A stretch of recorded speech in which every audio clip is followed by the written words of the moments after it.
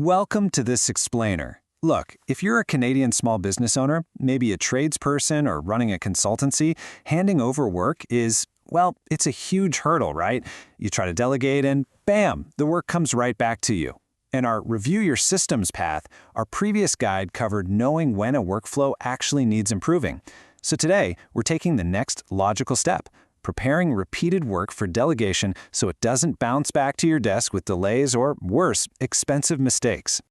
Here's what we're going to cover today. We'll look at the foundation of clear delegation, how to pick the right work, ways to eliminate the need to guess, setting boundaries and review points, and finally, testing the handoff. Basically, we're shifting from just tossing tasks over the fence to actually preparing them for success. All right, Section 1, the foundation of clear delegation. Let's see where this actually fits into your day-to-day. If we look at the Built to Thrive 4-domain system, you'll see operations and systems right there. That's exactly where proper delegation lives. And hey, the goal here is absolutely not to create a bunch of corporate bureaucracy. Nobody wants that. It's simply about building repeatable routines so your business doesn't completely rely on your memory and constant presence. To really strengthen this domain, the system moves through 3 layers. First, there's awareness, where you actually notice the issue. Then, practice, where you apply a tool. And finally, maturity, which is where you lock it in and truly strengthen the system. Now, this explainer we're doing right now, this is a maturity guide. It's built for that exact moment when you are finally, truly ready to stabilize repeated work and confidently hand it off to someone else. And here is our absolute North Star question. What does someone need to know to do this work without guessing? Seriously, delegation starts way before you actually hand the work over. If the important details aren't crystal clear up front, I guarantee you that work is coming right back to you. Moving on to Section 2, pick the right work. Let's talk about choosing the right tasks and defining the actual result. Step 1 is choosing work that's actually ready to hand off. You want to start with repeated work, things like receipt sorting, organizing job photos, or following up on quotes. To put that into perspective, look at the difference here. A weak starting point is just telling someone to handle customers. Good luck with that, right? A much better starting point is send a reminder to customers with unpaid invoices every Friday using the saved email template. See the difference? It's night and day. Which brings us to step 2, defining the result. Don't just describe the activity itself, you have to describe exactly what finished looks like. So instead of a vague task, it means saying, follow up on quotes older than 5 business days and update the quote tracker. Or save receipts in the monthly folder using a date, vendor amount naming pattern. Make the finish line totally obvious. I absolutely love this quote. Delegation gets clearer when done is visible. It really hits the nail on the head. If the person helping you knows exactly what crossing the finish line looks like, they aren't going to have to constantly tap you on the shoulder for oversight. All right, Section 3, eliminate the need to guess. Let's stop the guesswork before it starts. Step 3 is to identify the details that simply shouldn't be guessed.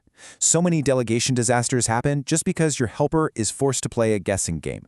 You need to clarify exactly what information is needed, where it's stored, the steps to follow, what to absolutely never skip, the decisions they can make, and exactly when you plan to review it. Step 4, provide simple supports. Now hear me out. We do not want a heavy 50-page corporate manual here. Use the absolute lightest tool possible. If steps get missed, give them a simple checklist. Is it staged work? Just use a basic workflow. Inconsistent files? Set a quick naming rule. And if they're unsure when to ask for help, give them a clear escalation rule. Keep it incredibly light. Next up, Section 4, set boundaries and review points. This is how we protect your business. So, step 5 is clarifying what the person can actually decide on their own. We break this into 3 levels. Level 1, can do without asking, like sending a standard follow-up email. Level 2, can do within limits, like offering appointment times, but only within specific calendar rules. And Level 3, must ask the owner. This is for anything needing your specific judgment, risk review, or approval, like changing a price or giving a refund. As you can see, clear decision limits protect both the business and the person doing the work. This is totally crucial. It prevents those risky mistakes, but it also empowers your helper to just keep moving forward without freezing up and waiting for your permission every 5 minutes. And step 6, look, delegating doesn't mean you just wash your hands of the whole thing and abdicate responsibility. It just means you check the work at the right point. Establish a set review point. Maybe you review the quote tracker every Friday, check the receipt folder right before month end, or look over job closeout notes right before that final invoice goes out. Almost there. Section 5, test the handoff once. Let's look at what a successful setup actually looks like in practice.